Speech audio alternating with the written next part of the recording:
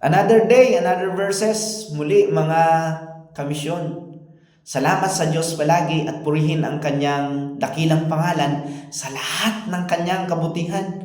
At overwhelmed nga po ang inyong pong lingkod sapagkat kagabi lamang ay natapos ang amin pong early Christmas celebration bilang mga pastor ng Cavite Churches of Christ. Tunay na napakabuti ng ating Panginoong Diyos. Muli na naman po ang inyo pong lingkod ay misyonerong Kabiteño nag-ahatid sa inyo ng salita ng Diyos ngayon pong umagang ito. At nawa, kahugutan po ninyo ito ng kalakasan, kahugutan nyo ito ng karagdagang kaunawaan mula sa banal na kasulatan.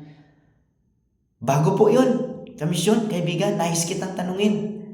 Meron ka bang kinatatakutan sa buhay mo? Natatakot ka ba para sa iyong kinabukasan?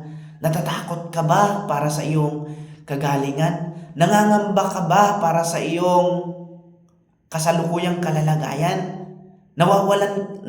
Natatakot ka ba na maaaring mawalan ka ng trabaho? Natatakot ka ba na mawalan o maubusan ng pera?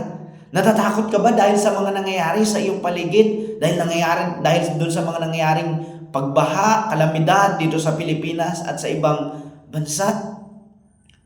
Ano man ang iyong kinatatakot, kamisyon, kaibigan, nais kitang paalalahanan. Ito ang sabi ng banal na kasulatan sa Psalm 118 verse 6. The Lord is on my side, I will not fear. What can man do to me? Makikita po natin dito, kamisyon, kaibigan, na ang source ng courage ng isa sa sumulat sa mga awit, wala iba kundi ang Panginoon.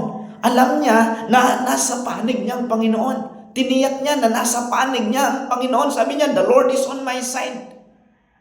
Mga kamisyon, mga kaibigan, kapag nasa panig mo ang Panginoon, nandyan ang protection. Kapag nasa panig mo ang Panginoon, nasa sayo ang Panginoon, nandyan ang kanyang provision. Hindi ka matatakot sa anumang maaring mangyari sa buhay mo, anuman ang mangyari sa trabaho mo, anuman ang mangyari sa physical mo, anuman ang mangyari sa buhay ng iyong pamilya, hindi ka matatakot kasi nasa sayo ang Panginoon. Kaya maging si Apostol Pablo, mga kamisyon, maging si Apostol Pablo, sabi niya, if God is for us, who can be against us? Nandun talaga yung lakas ng loob. Nandun yung tapang ni Apostol Pablo na harapin ang bawat pagkakataon sa kanyang buhay, bawat pangyayari sa kanyang buhay. Kapag tinignan natin yung context nun, hindi siya natatakot sa kagutuman, hindi siya natatakot sa anumang mangyari sa kinabukasan, hindi siya natatakot sa nakaraan, hindi siya natatakot sa kasalukuyan kasi alam niya nasa panig niya, Panginoon. Ganon din, the same, itong author ng mga awit, nang sabi niya, the Lord is on my side. The Lord is on my side. So, overwhelmed siya. Naandun yung kagalakan niya, naandun yung katiyakan niya. Kamisyon, kaibigan, kapag nasa sa iyo ang Panginoon, nandun ang katiyakan. Sabi ng isang awit, secular song, ang sabi niya, tumingin ka lang sa langit, baka sakaling may masumpungan. Pero ang totoo, kapag tumingin ka sa langit, tumingala ka sa Diyos, tiyak meron kang masusumpungan kapag ikaw ay tumawag sa Kanya. Ngayon, tiniyak po ng talata natin, sabi niya, the Lord is on my side, I will not fear. What can man do to me? Kahit yung mga tao, wala namang pwedeng magawa sa atin yan. Bakit? Kasi na kapag nasa panig natin ng Panginoon, tiyak po, natutugunan ng Diyos ang ating pangangailangan. Tiyak iingatan niya tayo at dadalhin niya tayo hanggang sa katagumpayan. Hindi natin maaring ikatakot kung anong paman ang mangyari sa kinabukasan, kung ano ang nangyayari sa kasalukuyan at kung ano ang nangyari nung nakaraan. Dahil nasa panig natin ang Panginoon.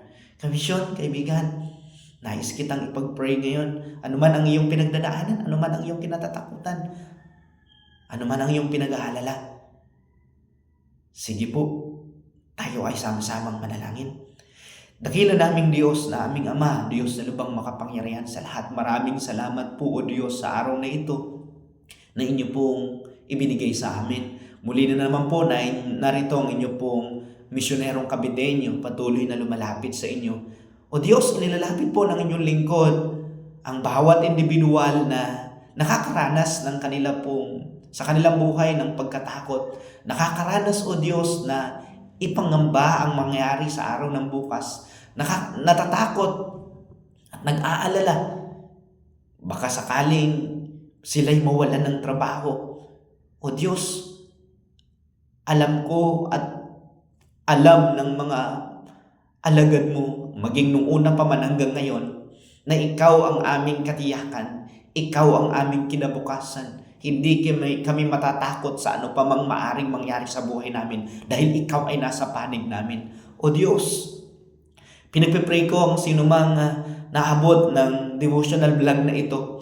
Kung Lord, kilala mo siya. Lord, alam mo ang pinagdadaanan niya. Lord, alam mo ang pangangailangan niya, Panginoon. Kung siya man ay dumaranas, o Diyos, ng paghihirap pisikal, kung siya man ay may sakit, Lord, ibangon mo siya in the mighty name of Jesus. Pagalangin mo siya, Panginoon.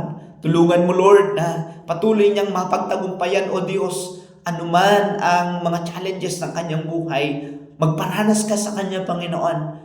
At Lord, salamat sa umagang ito. Nawa, o Diyos, ang iyong mga salita ang patuloy na magpapaalala sa amin na ikaw ay Diyos na buhay. Na naandyan ka, o Diyos, nasa panig namin. Lord God, dinadalangin po ng iyong lingkod. Ang sino mang nag-aalala at natatakot na mawalan ng trabaho, Panginoon, tulungan mo siya. Tulungan mo siya, Panginoon, na ma-overcome niya, o Diyos, ang bagay na ito, Panginoon. Nawa, o Diyos, makita niya na ikaw ang kinabukasan. Makita niya na ikaw ay ang kasalukuyan. Makita niya na ikaw ang sumama sa amin mula nung nakaraan. O Diyos, dalangin din po ng iyong lingkod. Kung meron man po, o Diyos, natatakot na para sa kanyang pamilya, para sa kinabukasan ng kanyang pamilya, o Diyos, dalangin ko po. Bigyan mo ng assurance ang kanyang buhay. Tulungan mo siya, Panginoon, na makita na napakasarap, o Diyos, mabuhay kasama ka. Napakaligayang maglingkod, Panginoon, dahil kasama ka namin. Kaya, o Diyos, pinagpipray ko ang sino man, Panginoon, mga babae, mga lalaki, o Diyos, na patuloy na umaasa at nagtitiwala sa iyo para sa kanilang kinabukasan, para sa kanilang kagalingan, para sa kanilang katiyakan, para sa kanilang kasalukuyang problema, para sa katagumpayan ng kanilang buhay, para sa lahat, o Diyos, ng kanila pong pagharap, o Diyos, sa buhay na ito.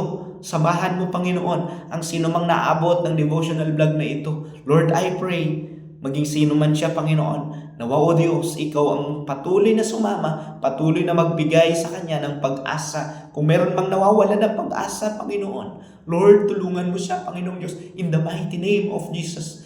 Dahil ikaw, o Diyos, ang aming katiyakan, ikaw ang aming pag-asa. Hindi kami matatakot sa maaring anumang gawin ng tao. Hindi kami matatakot, Panginoon, sa anumang maaring mangyari sa mundo. Dahil kasama ka namin, o Diyos. Kasama ka namin. Ikaw ang aming katiyakan, ikaw ang aming kalakasan. Maraming salamat po. Muli po, o Diyos, sa iyo po ang kapurihan, sa iyong karangalan, sa iyong paghahari. Ang lahat ng ito ay amin pong dalangin sa makapangyarihang pangalan ng aming Panginoon Jesus at sa gabay ng iyong Santong Espiritu. Amen. Amen. Muli po, mga kamisyon, kaibigan, kung kayo po ay napagpala, kayo po ay na-encourage sa atin pong devotional verses ngayon pong umagang ito, pakitype po sa ibaba sa comment section ng Amen. At muli po makikiusap ang inyong pong misyonerong Kabiteño. Paki-follow ang FB page natin, panood, paki-like, and then paki-share ng atin pong mga videos. Muli po, ang inyong pong misyonerong Kabiteño ay lagi pong nagsasabi at nagpapaalala, magpasalamat sa Diyos palagi. God bless us all. God bless us all.